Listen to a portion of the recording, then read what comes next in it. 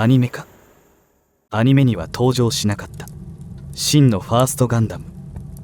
初っ端から伊達ではない性能や意外な活躍を残し、今では始まりの機体としても知られるこの機体の誕生の裏には、葬り去られた没案の思わぬ復活劇が関わっていた。プロトタイプガンダム、型式番号 RX78-1、メカニックデザイン企画、モビルスーツバリエーションに登場。アニメの没案がきっかけとなり、形を成すことになる機体プロトタイプガンダム。その開発経緯は宇宙世紀0079、一年戦争の前期頃である3月以降。この時地球連邦軍はかなり追い詰められており、ジオン公国軍が投入したモビルスーツに圧倒され、地球にコロニーを落とされて甚大な被害を被り、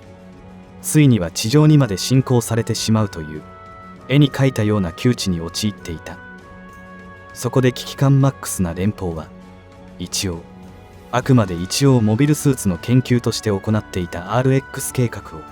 V 作戦という計画に昇華。この V 作戦というのは、簡単に言えばモビルスーツを倒すために自分たちもモビルスーツや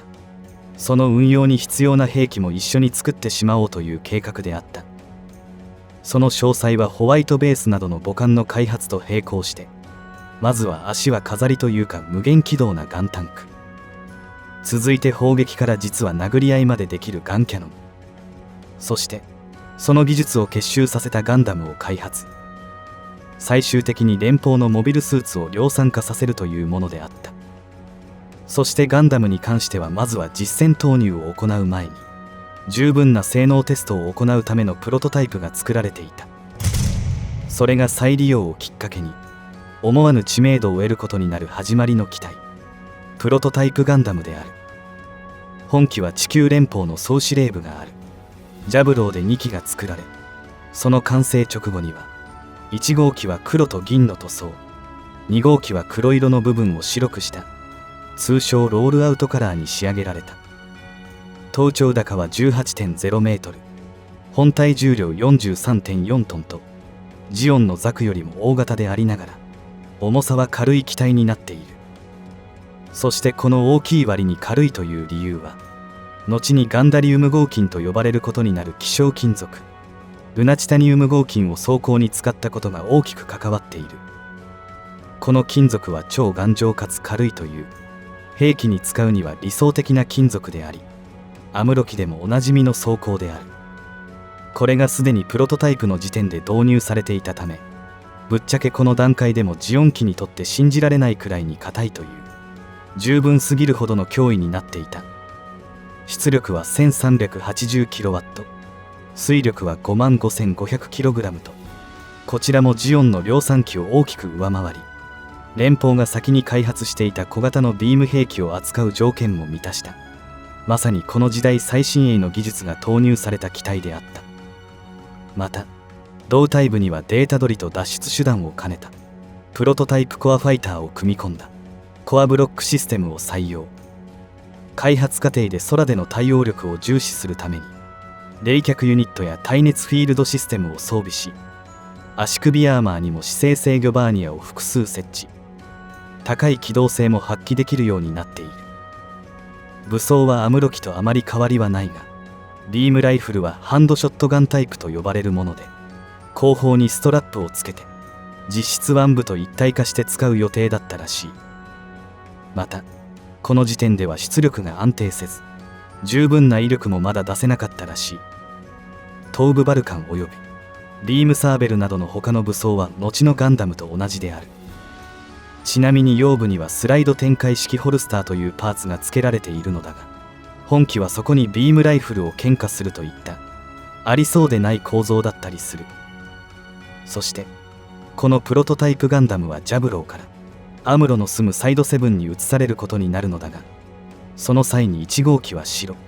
青、赤のトリコロールカラー、2号機は銀と赤のカラーリングに塗り替えられている。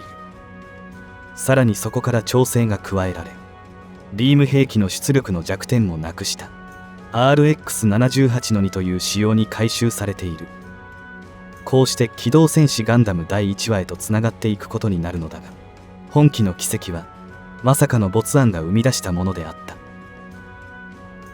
設定の裏話。本機の誕生は敗者復活とも言えるものであった。まずプロトタイプガンダムの設定は戦術の通りテレビアニメ版機動戦士ガンダムの企画書用の準決定項を元にしているのだが、これは第1話でアムロが拾ったマニュアルに書かれたガンダムの図の元にもなったものである。そこからムックテレビ版機動戦士ガンダムストーリーブック3にてその準決定項は大河原邦義にカラー化され、そこでガンダム試作タイプという設定が作られた。その後新たな企画としてアニメでは語られなかった裏話を補完し商品展開につなげるモビルスーツバリエーションという企画で新たに描き起こされ、現在のプロトタイプガンダムにつながったと言われている。そして同企画で本機の役割が描かれることになった。それはテストと改修によりジェネレーター出力の安定化や冷却ユニットやビームライフルなどの改良といったさまざまな実験を行った最初のガンダムであったということ。そこから先ほどの通りアニメのガンダムとのつながりも設定された。ちなみにプロトタイプゆえにそれ以降の話はなく、あえて言うならば改修された1号機は機動戦士ガンダム1話で破壊されたと言われている。しかし残された2号機はアムロ機となって一年戦争を駆け抜けていくことになり、追加で作られた3号機も最初は予備パーツ用としてホワイトベース隊に確保されるくらいであったが、後に G3 ガンダムになったと言われている。本機に関しても存在さえしていれば、惜しいことにフルアーマーガンダム陸戦タイプのスタイとして新たに運用される計画もあったらしい。こうして本機の役割は終わったと思われたのだが、意外とその出番は消えることがなかったのである。その後のプロトタイプガンダム。本機の活躍自体は公式資料としては少ないが、ゲーム媒体では意外と語られる場面もあり、ギレンの野望独立戦争機ではテムレイの主導で行われたプロトタイプガンダムの性能実験時のアニメーションが作られており、この時点からかなり高性能なことがわかるものになっている。続いてあくまで架空戦機と断った上でだが、本機はアーケードゲームスピリッツ・オブ・ジオンにて11月末のジャブロー防衛戦でジオンを迎撃するために出撃している。その後のソロモン攻略戦では増加装甲を装着したフルアーマーガンダムとして戦闘に参加していたりと、この時には存在しない本機が一年戦争という舞台で戦う貴重な場面を見ることができた。他にもパラレル宇宙世紀が舞台となる漫画機動戦士ガンダム The Origin でもプロトタイプガンダムという名称ではなく、シリーズ屈指のかわいそうな男の機体とも何の関連もないが、黄色をベースとした機体色にヘビーガンダムのようなバイザー、そして火力要素高めのキャノンを背面に装着した試作1号機が登場している。もっとも劇中ではザクを圧倒したのはいいものの、ミスって空に放り出されて行方不明になるなど最悪な最後を迎えている。さらにオリジンの他にも移設系はムックガンダムセンチュリー版が存在している。この書籍は機動戦士ガンダムの制作に関わったスタッフたちによる裏話が書かれた特集本で、その流れでプロトタイプガンダムの初期仕様が記載されているのだが、こちらでは RX78 プロトタイプというガンダムという名称が付けられる前の仕様という扱いになっている。この仕様は額の V 字アンテナがなく、代わりに側頭部から2本のアンテナが伸びているという試作段階のガンダムというイメージをより強くしたものになっており、映画版の機動戦士ガンダムオリジンに登場した RX78 の2ガンダムロールアウトカラーのデザインモチーフにもなっている。ちなみに今年3月に幕を閉じたガンダムファクトリー横浜の動くガンダムとともに設定されたプロトタイプも存在する。これは一年戦争後に横浜で発見された大量のガンダムのパーツを使って再現した機体に残されていたメモリー、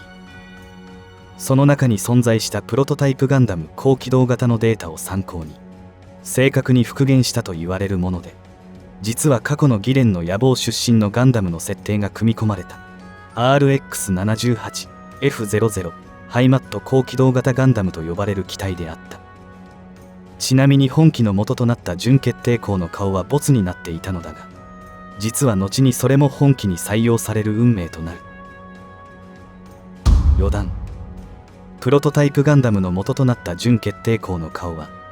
今のガンダムフェイスと違ってへの字スリットがなく、後のガンダムフォーミュラー 91のフェイスオープン状態のような顔であった。そして当時この顔は採用されず、本機もアムロ機などでおなじみのガンダムフェイスとして最初はデビューしていた。しかし意外なことにこのボツフェイスはモビルスーツバリエーションの続編であるモビルスーツバリエーション R で再利用されることになり、口のデザインが異なるロールアウトタイプ1というプロトタイプガンダムの新たな仕様として見事な敗者復活劇を見せたのである。